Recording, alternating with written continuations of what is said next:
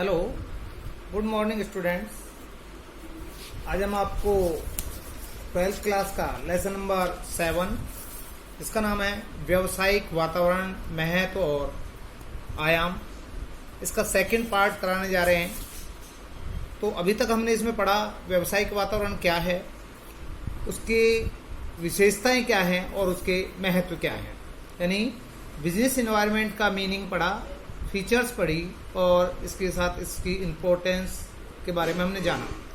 आज हम बात करते हैं व्यावसायिक वातावरण के अंग। कि व्यावसायिक वातावरण के विभिन्न अंगों को निम्न चित्र द्वारा स्पष्ट किया गया है। जो व्यावसायिक वातावरण है, पहले आपको बताया था कि व्यावसायिक वातावरण क्या है, कि व्यवसाय को प्रभावित करने वाले घटकों के योग को हम व्यावसायिक वातावरण कहते हैं। और इनमें विशेषकर उन घटकों को शामिल किया जाता है जो व्यवसाय को बाहर से प्रभावित करते हैं। यानी व्यवसाय को बाहर से प्रभावित करने वाले घटकों के योग को, जिस पर कि व्यवसाय का कोई नियंत्रण नहीं रहता, हम उसको व्यावसायिक वातावरण कहते हैं। तो व्यावसायिक वातावरण जो होता है वो बेटा दो तरह का होता है, एक आंतरिक वातावरण और दूसरा बाह्य वातावरण। तो व्यावसायिक वातावरण के दो प्रकार हैं, आंतरिक वातावरण और बाहरी वातावरण। आंतरिक वातावरण में हम पढ़ेंगे कि उद्देश्य, नीतियां, संगठन ढांचा, प्रबंध सूचना प्रणाली, उत्पादन प्रणाली, उत्पादन क्षमता आदि ये चीजें आती है। मीन्स आंतरिक वातावरण क्या है, उसमें हम किसको स्टडी करते हैं ये जानेंगे हम आंतरिक वातावरण में। उसके बाद बाहरी वातावरण। बाहरी वातावरण के बारे में आपको बताया था कि ये दो तरह का होता है, एक सूक्ष्म वातावरण जिसको माइक्रो एनवायरनमेंट कहते हैं, या क्रियात्मक वातावरण जो है ऑपरेटिंग एनवायरनमेंट कहते हैं, और दूसरा होता है समष्टि वातावरण जिसे हम मैक्रो एनवायरनमेंट कहते हैं, या इसको जनरल एनवायरनमेंट भी कहा जाता है। तो माइक्रो एनवायरनमेंट में यानी सूक्ष्म वातावरण क्या होता है, इसके बारे में हमने जानकारी ली थी कि ये वो घटक होते हैं जिनका प्रत्येक व्यवसाय पर, या जिनमें परिवर्तन का प्रत्येक व्यवसाय पर अलग अलग प्रभाव पड़ता है। जैसे ग्राहक के बारे में आपको बताया था कि अगर एक फर्म का एक ग्राहक छोड़ देता है और दूसरे पर चला जाता है, मान लो लिम्का और पेप्सी है, मान लो पेप्सी का ग्राहक छोड़ करके लिम्का पर चला जाता, तो आप देखेंगे पेप्सी की डिमांड कम हो जाएगी, लिम्का की बढ़ जाएगी। यानी ग्राहक एक ही है, वो अलग अलग व्यवसायों को अलग अलग प्रभावित करता है। तो ये जो सूक्ष्म घटक होते हैं, जो ये अलग अलग व्यवसायों को अलग अलग रूप से प्रभावित करते हैं। इसमें मेनली ग्राहक, पूर्तिकर्ता, प्रतियोगी और जनता और विपणन मध्यस्थों को शामिल किया जाता है।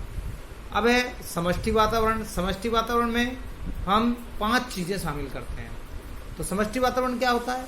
समष्टि वातावरण में उन घटकों को शामिल किया जाता है जो प्रत्येक व्यवसाय को समान रूप से प्रभावित करते हैं। यानी इसका हर व्यवसाय पर समान प्रभाव, यानी एक उद्योग के सब फर्मों पर समान प्रभाव पड़ता है। जैसे मान लीजिए सरकार रेस्टोरेंटों पर टैक्स बढ़ा देती है, तो ये नहीं कि एक रेस्टोरेंट पर टैक्स बढ़ेगा उसका, बल्कि समान उद्योग का मतलब है एक जैसा बिजनेस करने वाले सभी फर्मों पर, सभी व्यवसायों पर समान प्रभाव पड़ता है। मान लीजिए सरकार कपड़े के उत्पादन पर टैक्स कम कर दे, तो ये कोई एक विशेष कपड़े की फर्म पर नहीं, बल्कि इसका प्रभाव सब पर पड़ेगा। तो ये सबको समान रूप से प्रभावित करती है। तो ये 5 होते हैं। एक आर्थिक वातावरण। आर्थिक वातावरण और मेनली ये 2 तरह का होता है, आर्थिक और अनार्थिक। लेकिन इसमें सीधा सीधा आर्थिक सिंगल होता है और अनार्थिक फिर 4 तरह का होता है। तो इसलिए कुल मिला के 5 प्रकार: आर्थिक वातावरण, राजनीतिक वातावरण, सामाजिक वातावरण और वैधानिक वातावरण और तकनीकी वातावरण। ठीक है, तो इसके बाद बात करते हैं हम इनके वर्णन की। देखिए, जो आपकी नई बुक्स होगी उसमें थोड़ा अलग से दिया हुआ होगा ये, लेकिन यहाँ देखिए सबसे पहले बात करते हैं हम आंतरिक वातावरण की। व्यावसायिक वातावरण के 2 अंग होते हैं। आंतरिक वातावरण। आंतरिक वातावरण क्या है? 2 नंबर में आ सकता है, 4 नंबर में आ सकता है। तो आंतरिक वातावरण में व्यवसाय को प्रभावित करने वाले उन घटकों को शामिल किया जाता है। आंतरिक वातावरण में एक व्यवसाय को प्रभावित करने वाले उन घटकों को शामिल किया जाता है जो व्यवसाय के अंदर ही उपस्थित होते हैं। यानी आंतरिक वातावरण के अंतर्गत उन घटकों को शामिल किया जाता है जो व्यवसाय के अंदर हैं। और आप ये जानते हैं कि ये घटक प्राय व्यवसाय के नियंत्रण में होते हैं। जो भी व्यवसाय के अंदर जो घटक होते हैं उन पर व्यवसाय का पूर्ण नियंत्रण होता है। आंतरिक वातावरण के अध्ययन के लिए आंतरिक घटकों की जानकारी बहुत जरूरी होती है। अगर मान लीजिए आंतरिक वातावरण के जो भी घटक होंगे उनका अगर आप अध्ययन करेंगे या उन पर नियंत्रण करना चाहते हैं तो आपको ये जरूर पता होना चाहिए कि वो घटक कौन कौन से हैं। तो आप देखिए आंतरिक वातावरण के घटक कौन कौन से होते हैं। तो सबसे पहले व्यवसाय के उद्देश्य। तो व्यवसाय अपने उद्देश्यों में आसानी से परिवर्तन कर सकता है, परिस्थितियों में परिवर्तन हो। व्यवसाय की नीतियां, उत्पादन की क्षमता, उत्पादन प्रणाली, प्रणाली में से उत्पादन की विधि, प्रबंध सूचना प्रणाली, सूचना किस प्रकार से दी जाती है उसमें भी परिवर्तन किया है। प्रबंध में भागीदारी, ठीक है, यानी प्रबंध में जिन लोगों का पार्टिसिपेशन है उसको भी हम चेंज कर सकते हैं। संचालक मंडल की रचना, प्रबंध के दृष्टिकोण और संगठनात्मक ढांचा और मानवीय संसाधन की विशेषताएं, ये सब तत्व ऐसे हैं जो एक व्यवसाय के अंदर मिलते हैं और जिन पर एक व्यवसाय का पूर्ण नियंत्रण होता है। और परिस्थितियों में अगर परिवर्तन होता है तो एक व्यवसाय इन सभी तत्वों में परिवर्तन करके परिस्थितियों के अनुकूल ढाल सकता है, अर्थात परिस्थितियों के अनुकूल इसको तैयार कर सकता है। एक ये जो कंसेप्ट आता है आंतरिक वातावरण से क्या अभिप्राय है, इसके घटकों का वर्णन तो 4 नंबर में ये आपको करने को मिलेगा। अब दूसरा जो आपको बताया व्यवसायिक वातावरण का जो दूसरा प्रकार है वो है बाहरी वातावरण। तो बाहरी वातावरण क्या है? व्यवसाय के बाहरी वातावरण से अभिप्राय उन घटकों के योग से है जो व्यवसाय के बाहर उपस्थित होते हैं या बाहरी वातावरण के अंतर्गत उन घटकों को शामिल किया जाता है जो व्यवसाय के बाहर उपलब्ध होते हैं और जो व्यवसाय और इन घटकों का एक व्यवसाय पर कोई नियंत्रण नहीं होता है। तो व्यवसाय के बाहरी वातावरण में उन घटकों को शामिल किया जाता है जो व्यवसाय के बाहर होते हैं और सबसे बड़ी विशेषता इनकी होती है कि इन पर व्यवसाय का कोई नियंत्रण नहीं होता। बाहरी वातावरण के अध्ययन के लिए इन घटकों की जानकारी बहुत जरूरी है। अगर हम बाहरी वातावरण का अध्ययन करना चाहते हैं तो इनके बारे में हमें जानकारी होनी चाहिए। इन घटकों में कुछ ऐसे घटक हैं जिनके साथ किसी विशेष कंपनी का गहरा संबंध होता है, जबकि कुछ अन्य घटक ऐसे हैं जिनसे पूरा व्यावसायिक समुदाय प्रभावित होता है। अर्थात कहने का मतलब है कि इन घटकों में कुछ घटक तो ऐसे हैं जिनसे कुछ व्यवसाय प्रभावित होते हैं, अर्थात कुछ व्यवसायों पर जिनके में परिवर्तन होने का पॉजिटिव इफेक्ट पड़ता है और कुछ पर नेगेटिव इफेक्ट पड़ता है, जबकि कुछ घटक ऐसे होते हैं जिनका प्रत्येक व्यवसाय पर समान प्रभाव पड़ता है। तो देखिए, तो इस आधार पर बाहरी घटकों को 2 भागों में बांटा जाता है। जैसा कि हमने पहले बताया था कि पहला होता है सूक्ष्म वातावरण या इसको हम क्रियात्मक वातावरण भी कहते हैं। तो क्रियात्मक या सूक्ष्म वातावरण का मतलब क्या है? सूक्ष्म वातावरण का अभिप्राय ऐसे वातावरण से है जिसके अंतर उन घटकों को शामिल किया जाता है जिनमें व्यवसाय का, ठीक है, जिनमें व्यवसाय का नजदीकी, जिनसे व्यवसाय का नजदीकी संबंध होता है। यानी ये वो घटक होते हैं जिनसे एक व्यवसाय का नजदीकी संबंध है, अर्थात ये घटक प्रत्येक व्यवसायिक इकाई को, नजदीकी संबंध का मतलब है कि ये घटक प्रत्येक व्यवसाय को अलग अलग रूप से प्रभावित करते हैं। ये घटक निम्नलिखित हैं। ये मेनली सबसे पहला ग्राहक, सेकंड पूर्तिकर्ता, तीसरा प्रतियोगी, चौथा जनता और 5वां विपणन मध्यस्थ। तो ये कंसेप्ट जो है सूक्ष्म वातावरण से आप क्या समझते हैं, इसके घटकों का वर्णन कीजिए। 4 नंबर का ये कंसेप्ट आपके उसमें एग्जाम में आता है। तो अब इनको हम एक एक करके स्टडी करेंगे। देखिए, ग्राहक क्या होता है। एक व्यावसायिक इकाई के ग्राहक अनेक प्रकार के हो सकते हैं, यानी ग्राहक जो होते हैं वो अनेक प्रकार से हो सकते हैं, जैसे गृहस्थ ग्राहक, हाउस होल्ड, सरकार ग्राहक, उद्योग ग्राहक और वाणिज्यिक संस्थाएं आदि। यानी सरकार भी ग्राहक होती है, उद्योग भी ग्राहक हो सकते हैं। उद्योग कैसे ग्राहक हो सकते हैं कि मान लीजिए मारुति उद्योग है, एमआरएफ के टायर एमआरएफ कंपनी से खरीदती है, गुडियर से खरीदती है। तो मारुति जो कंपनी है, गाड़ियों की जो कंपनी है, वो एमआरएफ या गुडियर टायर की ग्राहक हो गई, ठीक है। उपभोग ग्राहक को, ग्रस्त ग्राहक कौन से होते हैं? मान लीजिए हम मारुति खरीदते हैं या आप मारुति खरीदते हैं तो ग्रस्त ग्राहक हैं। सरकार रोड बनाने के लिए, डैम बनाने के लिए लोहा सीमेंट, बजरी इत्यादि उत्पादकों से खरीदती है तो ये सरकार ग्राहक। वाणिज्यिक संस्थान ग्राहक, वाणिज्यिक संस्थान मतलब कॉमर्शियल जो संस्थान है वो भी ग्राहक होते हैं, अर्थात एक व्यवसायी दूसरे व्यवसायी से तैयार माल खरीदता है तो वो भी ग्राहक है आदि। इस प्रकार के ग्राहकों के प्रकार हो सकते हैं। ग्राहकों का एक व्यवसाय पर गहरा प्रभाव पड़ता है, यानी ग्राहक जो है किसी व्यवसाय पर गहरा प्रभाव डालते हैं। जैसे एक फर्म केवल सरकार को माल सप्लाई करती है, मान लीजिए कि एक फर्म का केवल एक ग्राहक है और वो है सरकार, अर्थात इस फर्म का माल, इस प्रकार फर्म का ग्राहक केवल सरकार है। अब यदि किसी कारण से फर्म की सरकार से बिगड़ जाए, मान लो कोई कारण ऐसा हो कि सरकार और फर्म में आपस में मनमुटाव की स्थिति हो जाए या बिगड़ जाए तो फर्म की सप्लाई बंद हो जाएगी। भाई जिसका एक ग्राहक होगा, कल को अगर वो ग्राहक उससे रूठ जाए या उससे की बिगड़ जाए तो आप जानते हैं वो ग्राहक आना बंद हो जाएगा, और ग्राहक आना बंद हो जाएगा तो उस बिजनेसमैन का बिजनेस भी ठप हो जाएगा, और फिर फर्म का जो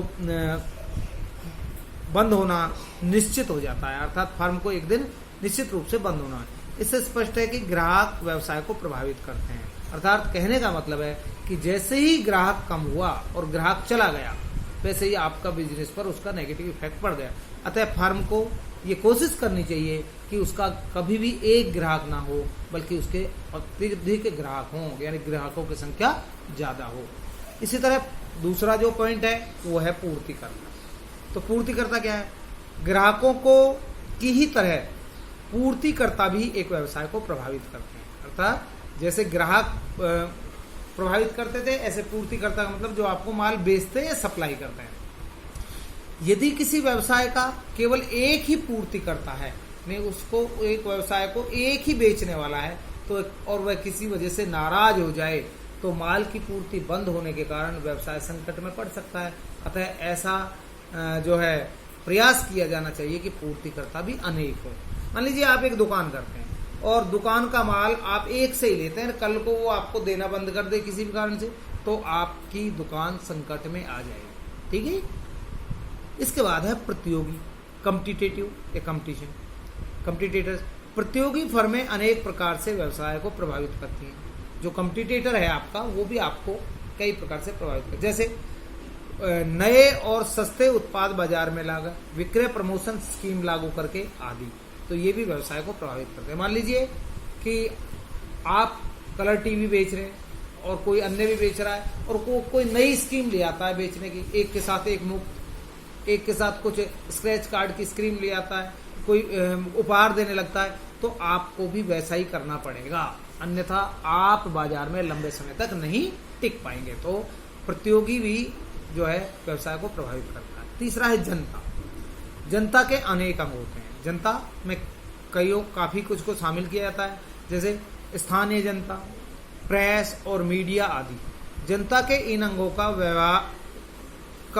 व्यवहार व्यावसायिक इकाइयों को प्रभावित करता है। यानी अगर स्थानीय जनता, प्रेस और मीडिया के व्यवहार में परिवर्तन आ जाता है तो इससे व्यवसाय प्रभावित होता है। जैसे स्थानीय जनता अगर किसी ऐसी स्थापित फर्म का विरोध करना चालू कर दे जिसका कारोबार आर्थिक अधिक शोर शराबे करने वाला है तो स्वाभाविक ही कुछ समय बाद उस व्यवसाय को वो स्थान छोड़ना पड़ सकता है। इसी प्रकार मीडिया द्वारा किसी कंपनी के बारे में अच्छा समाचार देने से उसके जो अंशों के बाजार भाव में वृद्धि हो जाती है। आप जानते हैं कि मीडिया एक ऐसा तंत्र है जो अगर चाहे किसी को उठाना चाहे तो एक दिन में उठा सकता है और गिराना चाहे तो वो उसको बहुत कम समय में ही जो है नीचे ला सकता है, अर्थात उसकी रेपुटेशन को डाउन कर सकता है। इसके बाद है जी आपका विपणन मध्यस्थ। विपणन का मतलब होता है जितने भी ये बिक्री में आपकी सहायता करते हैं। विपणन मध्यस्थ का मतलब है एक व्यावसायिक इकाई का व्यवसाय बढ़ाने में विपणन मध्यस्थों की अहम भूमिका होती है। जैसे रिटेलर, होलसेलर, डिस्ट्रीब्यूटर, एजेंट, ये सब विपणन मध्यस्थ है। तो एक व्यवसाय को बढ़ाने में इनका बहुत रोल होता है। विपणन मध्यस्थों का अभिप्राय ऐसे व्यक्तियों से जो उत्पादक और उपभोक्ता के बीच की दूरी को कम करते हैं। अर्थात आप ये देखते हैं कि बहुत सी चीजों का जो उत्पादन है वो एक निश्चित स्थान पर होता है। मान लीजिए कोई चीज मुंबई में बनती होगी, कोई चीज मान लीजिए नागपुर में उत्पादन होती होगी। अब उसके कंज्यूमर पलवल में भी रहते हैं, उसके कंज्यूमर आपके आगरा में भी रहते हैं, मथुरा में भी रहते हैं। तो उस वस्तु को मुंबई से पलवल या मथुरा आगरा तक कैसे पहुंचाया जाए, ये सब पॉसिबल होता है मध्यस्थ यानी मीडिएटर्स की सहायता से। उत्पादकों से जो डिस्ट्रीब्यूटर होते हैं वो बड़ी मात्रा में माल खरीदते हैं, फिर हर डिस्ट्रीब्यूटर के नीचे कुछ होलसेलर होते हैं, वो होलसेलर्स को देते हैं, और होलसेलर जो है वो रिटेलर को देते हैं, रिटेलर के माध्यम से वस्तुएं होती हुई ग्राहकों तक पहुंचती है। तो इस प्रकार जो डिस्ट्रीब्यूटर होते हैं वो वस्तुओं को उत्पादकों से, ठीक है, उपभोक्ता तक पहुंचाने में सहायता करते हैं। जैसे व्यापारी और एजेंट, उदाहरण के एक कंपनी अपना माल एजेंटों की सहायता से बेचती है। यदि किसी कारण से सभी एजेंट कंपनी से नाराज हो जाएं और कंपनी का माल ना बेचें तो कंपनी के लिए एक बड़ा संकट पैदा हो जाएगा। ये आप भी जानते हैं कि कोई भी कंपनी अपना माल स्वयं नहीं बेच सकती। इसका बड़ा कारण यह है कि देखिए, हम कोई भी वस्तु खरीदते हैं या आप लोग कोई भी वस्तु खरीदते हैं तो बहुत ज्यादा मात्रा में नहीं खरीदते, थोड़ी थोड़ी मात्रा में खरीदते हैं। कि मान लीजिए हम एक कोल्ड ड्रिंक की 300 ml की बोतल खरीद रहे हैं, ठीक है, या हमने 100 ग्राम जो है लाल मिर्च ले ली, हल्दी ले ली। लेकिन जो डिस्ट्रीब्यूटर होते हैं या एजेंट होते हैं बड़ी मात्रा में वस्तुएं खरीदते हैं और इसे थोड़ी थोड़ी मात्रा में बेचते हैं। अगर सब ग्राहक जो है कंपनी से वस्तुएं खरीदने के लिए जाने लगे तो इससे बहुत ज्यादा आपके कंपनी के सामने समस्याएं उत्पन्न होने लगेंगी। इसके बाद है नेक्स्ट जो है आपका कि अब हमने पढ़ा बाहरी वातावरण, और बाहरी वातावरण में हमने पढ़ा कि बाहरी वातावरण दो तरह का होता है। एक होता है सूक्ष्म वातावरण और दूसरा होता है आपका समष्टि वातावरण। तो समष्टि वातावरण के बारे में अब हम जानकारी लेंगे। तो देखिए, समष्टि वातावरण या सामान्य वातावरण क्या होता है। तो समष्टि वातावरण का अभिप्राय ऐसे वातावरण से है जिसके अंतर उन घटकों को शामिल किया जाता है जिनका व्यवसाय के साथ दूर का संबंध होता है। अर्थात समष्टि वातावरण में उन तत्वों या घटकों को शामिल किया जाता है जिनका एक व्यवसाय से दूर का संबंध होता है, अर्थात ये व्यवसाय को समान रूप से प्रभावित करते हैं। ठीक है, अर्थात कहने का है, और कहता है इन घटकों की मुख्य विशेषता यह होती है कि ये एक ही समय पर लगभग सभी व्यावसायिक इकाइयों को समान रूप से प्रभावित करते हैं। ठीक है, इसके बाद बात करते हैं व्यावसायिक वातावरण के आयाम। तो देखिए, ये क्वेश्चन इस तरह भी आ सकता है, समष्टि वातावरण या यूं कहिए कि व्यावसायिक वातावरण के आयामों का वर्णन कीजिए। व्यावसायिक वातावरण के आयाम या समष्टि वातावरण या सामान्य वातावरण के मुख्य घटक निम्नलिखित हैं। सबसे पहले देखिए, यहाँ लिखा हुआ है नोट, सामान्य वातावरण की दो मुख्य श्रेणियों में विभाजित किया जाता है। ठीक है, ये समष्टि वातावरण को दो मुख्य श्रेणियों में विभक्त किया जाता है, बांटा जाता है। एक है आर्थिक वातावरण और दूसरा होता है अनार्थिक वातावरण। अनार्थिक वातावरण फिर चार भागों में बढ़ता है: राजनीतिक वातावरण, सामाजिक वातावरण, वैधानिक वातावरण और तकनीकी वातावरण। इस प्रकार से इनको चारों को और उस पहले वाले को मिलाकर हमने वातावरण के जो घटक हैं, आयाम है, उनको 5 भागों में बांट दिया। पहला आर्थिक वातावरण, दूसरा राजनीतिक वातावरण, तीसरा सामाजिक वातावरण, चौथा वैधानिक नियमन वातावरण और पांचवा तकनीकी संबंधी वातावरण। अब बात करते हैं आर्थिक वातावरण क्या है। देखिए, आपकी बुक्स में थोड़ा ये डिफरेंट दिया हुआ है, इसलिए चीजें वही हैं, लेकिन आप अपनी बुक में से थोड़ा समझ जरूर लें। देखिए, आर्थिक वातावरण क्या है। समष्टि वातावरण के विभिन्न घटकों में आर्थिक वातावरण का विशेष महत्व है। आर्थिक वातावरण को 3 भागों में बांटा जाता है। अब हम इनके व्यवसाय पर प्रभाव कर देंगे। तो देखिए, आर्थिक वातावरण में 3 तरह है। पहले आर्थिक प्रणालियां, सबसे पहले हम पढ़ेंगे आर्थिक वातावरण के अंतर्गत आर्थिक प्रणालियां। उसके बाद हम पढ़ेंगे आर्थिक नीतियां, दूसरा आर्थिक नीतियां। इसके बाद है आपका आर्थिक दशाएं। तो आर्थिक प्रणाली क्या है, तो ध्यान करेंगे। आर्थिक प्रणाली को समझने के लिए किसी देश में प्रचलित जो है आर्थिक प्रणाली की जानकारी प्राप्त करना जरूरी है। यानी आर्थिक वातावरण को समझने के लिए, अगर आर्थिक वातावरण को समझना है तो किसी देश की आर्थिक प्रणाली की जानकारी बहुत जरूरी है हमारे लिए। आर्थिक प्रणाली व्यवसाय के खुलेपन को प्रभावित करती हैं। आर्थिक प्रणाली मुख्य रूप से 3 प्रकार की होती है। आर्थिक प्रणाली जो है मेनली 3 प्रकार की होती है। सबसे पहली जो है समाजवादी आर्थिक प्रणाली, पूंजीवादी आर्थिक प्रणाली और मिश्रित आर्थिक प्रणाली। अर्थात एक तरह से आप यूं कहिए कि इस विश्व के अंदर मेनली 3 प्रकार की जो है अर्थव्यवस्थाएं हैं। एक समाजवादी आर्थिक प्रणाली का मतलब समाजवादी अर्थव्यवस्था, पूंजीवादी अर्थव्यवस्था और मिश्रित अर्थव्यवस्था। अब हम इनके बारे में थोड़ा नॉलेज करेंगे कि समाजवादी आर्थिक प्रणाली क्या है। इस प्रणाली में व्यवसाय का संचालन और नियंत्रण सरकार के द्वारा होता है, अर्थात निजी व्यक्तियों को व्यवसाय चलाने की कोई स्वतंत्रता नहीं होती है। यानी प्राइवेट सेक्टर का इसमें कोई रोल नहीं होता, सब काम जो है सरकार करती है, सरकार के कंट्रोल में होता है। उत्पादन के सभी साधनों पर सरकार का नियंत्रण होता है और किसी को भी निजी संपत्ति रखने का कोई अधिकार नहीं होता। सभी व्यक्ति केंद्रीय नियोजित अर्थव्यवस्था के लाभों का आनंद लेते हैं, अर्थात योजनाएं जो बनाती है वो सरकार बनाती है। अर्थव्यवस्था की यह पद्धति मुख्य रूप से रूस, हंगरी, पोलैंड द्वारा अपनाई जाती है। रूस, हंगरी, पोलैंड, चाइना में इस प्रकार की प्रणाली मिलती है। चाइना में, ठीक है, जहां सारा कंट्रोल सरकार का है। सरकार तय करेगी कि लोगों ने क्या कैसे साधनों का यूज करना है, क्या उत्पादन करना है, किन वस्तुओं का उत्पादन करना है, किस तकनीक से करना है, ये सारा सरकार तय करती है। लोगों को कोई स्वतंत्रता नहीं होती है। इसके बाद है जी पूंजीवादी आर्थिक प्रणाली। तो पूंजीवादी आर्थिक प्रणाली, इस प्रणाली में व्यवसाय के निजी स्वामित्व पर अधिक बल दिया जाता है, यानी प्राइवेट सेक्टर ज्यादा जो है एक्टिव होता है इसमें, अतः व्यवसाय का अधिक प्रसार होता है। और प्राइवेट जो सेक्टर होता है वो मेनली काम जो करता है वो प्रॉफिट मैक्सिमाइजेशन के उद्देश्य से करता था कि उसको ज्यादा से ज्यादा लाभ हो, इस उद्देश्य से इसे स्वतंत्र बाजार अर्थव्यवस्था भी हम कहते हैं। इसके अंतर्गत सभी साधनों, जो उत्पादन के जब सभी साधन हैं उन पर निजी लोगों का स्वामित्व होता है, यानी निजी लोगों का हक होता है, मालिकाना हक होता है। मालिक उनकी प्राइवेट सेक्टर होता है, क्या उत्पादन करना है, कैसे करना है और किसके लिए उत्पादन करना है, बाजार की शक्तियां निर्धारित करती हैं, यानी डिमांड और सप्लाई तय करती है। निष्कर्ष रूप में कहा जा सकता है कि उपभोग, बचत, विनियोग आदि की पूर्ण स्वतंत्रता जो है निजी क्षेत्र को होती है।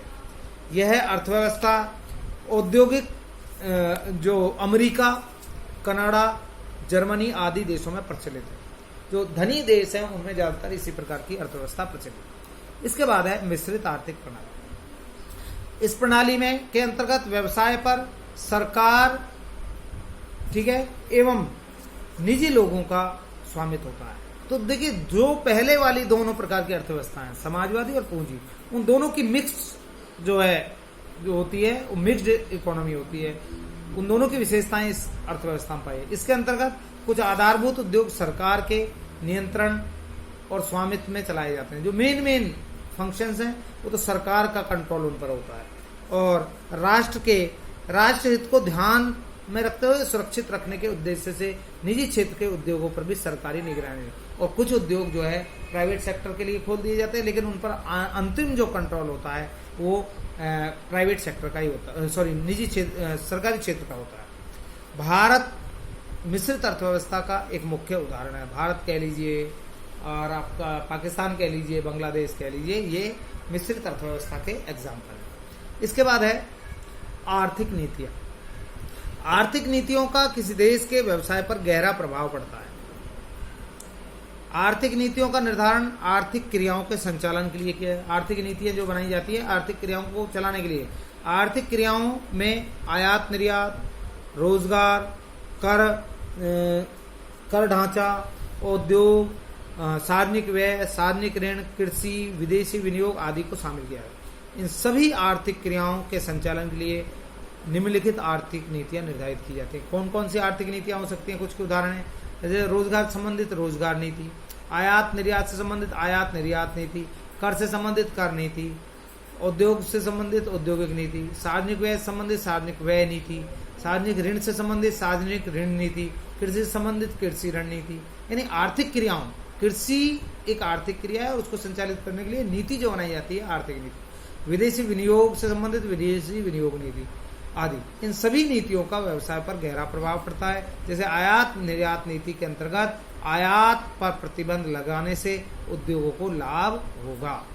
इसके बाद है नेक्स्ट, अब चलते हैं आर्थिक दशाएं। तो देखिए, आर्थिक दशाओं का अभिप्राय उन दशाओं से है जिनका संबंध देश के आर्थिक विकास की संभावनाओं से। आर्थिक दशाओं के आधार पर ही सरकार लोकहित में अनेक कार्यक्रम शुरू करती है। लोकहित में सार्वजनिक कल्याण के लिए ये कार्यक्रम जो है व्यवसाय को प्रभावित करते हैं। व्यवसायी इनसे प्रभावित होकर अनेक कार्यक्रम बनाते हैं और जो इस प्रकार है: विज्ञापन रणनीति, नए बाजार की खोज, नए उत्पादों को बाजार में लाना, नई उत्पादन विधियां आदि। आर्थिक दशाओं के मुख्य उदाहरण निम्न हैं। सबसे पहला विदेशी पूंजी, दूसरा प्राकृतिक संसाधनों की पूर्ति, तीसरा आर्थिक विकास का स्तर, चौथा ब्याज की दर, पांचवा राष्ट्रीय आय, औद्योगिक विकास, विदेशी व्यापार, सामान्य मूल्य स्तर आदि। इसके बाद है आर्थिक वातावरण का व्यवसाय पर प्रभाव। ये भी 2 नंबर में पेपर में आया करते हैं कि जो आर्थिक वातावरण है, ठीक है, उसका एक व्यवसाय पर क्या प्रभाव पड़ता है। 2 पहलू बताइए, आर्थिक वातावरण के 2 पहलू बताइए, यूं कह सकते हैं। तो देखिए, आर्थिक वातावरण कैसे व्यवसाय को प्रभावित करता है, उसके एग्जाम्पल हैं एक्चुअल में। तो सबसे पहला देखिए, बैंकिंग सेक्टर में सुधार के बाद बैंकों के द्वारा आसान शर्तों पर ऋण उपलब्ध करवाना और बेहतर सेवाएं प्रदान करना, ठीक है, इससे व्यवसाय का तेजी से विकास होगा। यानी बैंकिंग सेक्टर में जब सुधार हुआ तो उससे बैंकों द्वारा आसान शर्तों पर ऋण उपलब्ध कराया जाने लगा, जिससे कि व्यवसाय का तेजी से विकास हुआ है। तो आप जानते हैं, आर्थिक जो नीति, आर्थिक वातावरण है, उसमें परिवर्तन हुआ तो व्यवसाय भी विकास कर गया। इसके बाद है जी, आर्थिक वातावरण में परिवर्तन के कारण ही लीजिंग कंपनियों, म्यूचुअल फंड और वेंचर कैपिटल व्यवसाय स्थापित हुए हैं। इसके बाद सेकंड है राजनीतिक वातावरण। तो राजनीतिक वातावरण क्या है? राजनीतिक वातावरण विभिन्न राजनीतिक दलों की विचारधाराओं का योग है। इसके अंतर्गत सरकारी जो संस्थाओं से संबंधित, सरकारी क्रियाओं से संबंधित तत्वों को शामिल किया जाता है। यानी एक देश में विभिन्न राजनीतिक दल होते हैं, उन सबके विचारधाराओं का योग जो है राजनीतिक वातावरण कहलाता है। इसके अंतर्गत सरकारी जो क्रियाओं से संबंधित तत्वों को शामिल किया जाता है। जैसे वर्तमान सरकार का प्रकार, अर्थात वर्तमान में सरकार कैसी है, एक दलीय है या बहुदलीय है। भारत में तो बहुदलीय है, बहुत से दल हैं। विभिन्न उद्योगों के प्रति सरकारी दृष्टिकोण, सरकार का उद्योगों के प्रति क्या दृष्टिकोण है, इसको इसमें शामिल किया। विभिन्न नियमों को पारित करने की और प्रगति, जो नियम और कानून बनाए गए हैं उनमें कितनी डेवलपमेंट हुई है। राजनीतिक दलों के प्लेटफॉर्म, विभिन्न पदों के लिए प्रार्थियों का रुझान, विभिन्न समूहों द्वारा अपने हित में प्रभावपूर्ण समर्थन जुटाने के प्रयत्न आदि। प्रत्येक राजनीतिक दल का व्यावसायिक समुदाय के प्रति अलग अलग दृष्टिकोण हो सकता ना। इसका जीवित उदाहरण चुनाव के दिनों में देखने को मिलता है। यानी वो कहता है कि एक राजनीतिक दल है और दूसरा है, हर एक के दृष्टिकोण का व्यवसाय पर अलग अलग प्रभाव पड़ता है।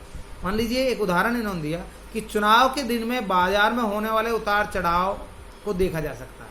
हो सकता है किसी विशेष राजनीतिक दल के सत्ता में आने की उम्मीद से बाजार के भाव आसमान छूने लगे और किसी अन्य दल के सत्ता में आने की उम्मीद से अंशों के बाजार भाव न्यूनतम स्तर पा जाए। मान लीजिए, एक सरकार सत्ता में जैसे ही आने की संभावना उसकी होती है तो शेयर मार्केट बहुत उछाल ले जाती है, बहुत बढ़ जाती है, खुशी का संकेत होता है।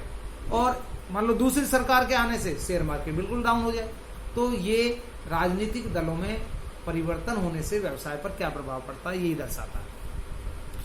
इससे ज्ञात होता है कि पहले राजनीतिक दल का व्यवसाय के प्रति सकारात्मक दृष्टिकोण है, इसलिए इसका शेयर बाजार पर सकारात्मक प्रभाव पड़ता है। और दूसरे राजनीतिक दल के सत्ता में आने की उम्मीद से अंशों के भाव में भारी गिरावट का आना, इसके प्रभाव व्यवसाय के प्रति नकारात्मक दृष्टिकोण को ये दर्शाता है। इसके बाद बात करते हैं हम राजनीतिक वातावरण का व्यवसाय पर क्या प्रभाव है। राजनीतिक वातावरण का व्यवसाय पर क्या प्रभाव पड़ता है? सन 1970 में जनता पार्टी सरकार ने बहुराष्ट्रीय कंपनियों के विरुद्ध सख्त रवैया अपनाया, यानी कठोर कार्रवाई की। इससे IBM और कोको कोला को भारत छोड़ना पड़ गया।